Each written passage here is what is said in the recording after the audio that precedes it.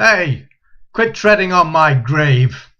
And you, Sonny, that's my big toe you're standing on.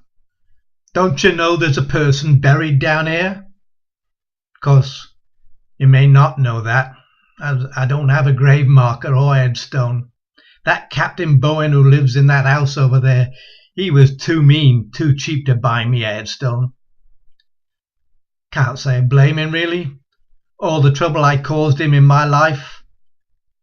But I was only looking for food. Man's got to eat, you know. He nearly caught me a couple of times sneaking into his kitchen. One time I went in and there was this beautiful ham bone right on the kitchen table. I was just about to grab it when this cat comes in and starts clawing and scratching and meowing and shrieking. Enough to wake the dead, it was. Certainly woke Captain Bowen, and he came rushing down with his shotgun, so I took off running as fast as I could. He shot at me, but he missed. I think he was trying to miss me, really. Anyway, I was still hungry. But I had to do something about that darn cat. And then I thought, cats, they like to drink milk. So what if I made a trap and I put some milk in it? And I made a heavy door for the trap, and I tied a piece of rope to the door, and I hid behind a bush where the cat couldn't see me, and waited till I heard that lap, lap, lap sound. And when I heard it, I pulled on the rope and the trapdoor came clanging down. And I knew I had him, so I rushed over the trap and I reached inside and I grabbed hold of it. But it wasn't a cat. It was a skunk, and that skunk let go, and I had skunk smell all over me. And it was me this time who was shouting and hollering and screaming. And I must have woke up Captain Bowen, because he came running down again with his shotgun, and again he fired at me. It's much closer this time, but he missed. I'm going to have to be very, very careful from now on. But I have to do something about that cat. And you know, the more I thought about it, the more I thought, well, if I could get that cat, I could skin it and slit its stomach open and chop its head off and put it into a pot and boil it up with some vegetables and make a stew. Do you like cat stew? It's really nice.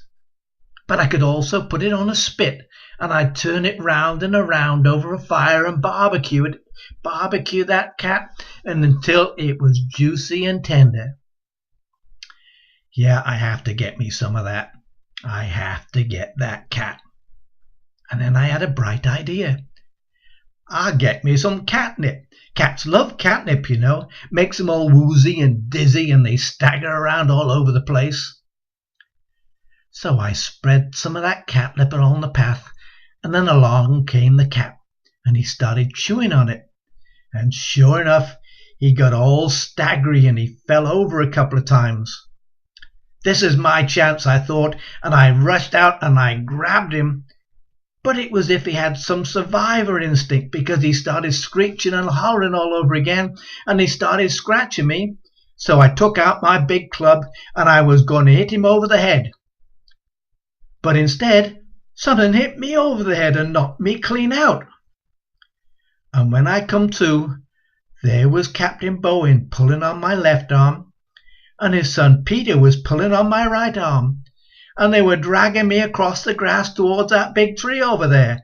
That's the one with a big branch sticking out of it. And I saw Mrs. Bowen, and she was carrying a length of rope, and it looked like they were making a noose. They were going to hang me. Sure enough, they threw that rope over the branch, and Mrs. Bowen put that noose around my neck, and the other two men yanked on the rope, and they yanked me right off my feet. But you know, with my last breath before I finally croaked, I could feel that darn cat rubbing itself against my ankles, and he was purring up a storm. I'm not sure how long it was later, but it seemed as if I was floating on a cloud, and I was looking down. And I was looking down at Peter Bowen, and he was digging this big hole. And there was Mrs. Bowen, and there was Captain Bowen standing around. and there was a body lying on the ground with a noose around its neck, and that body was me. And when they finished, they rolled me over into that hole, and they spread dirt all over me. And I've been lying here for over 200 years. And to make matters worse, when that cat died, his ghost comes down to haunt me every day, scratching on my grave and doing things. Man gets no peace at all.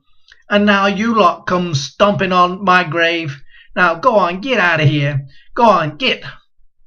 And you need to watch where you're going, 'cause that cat gets real mad when you step on her tail.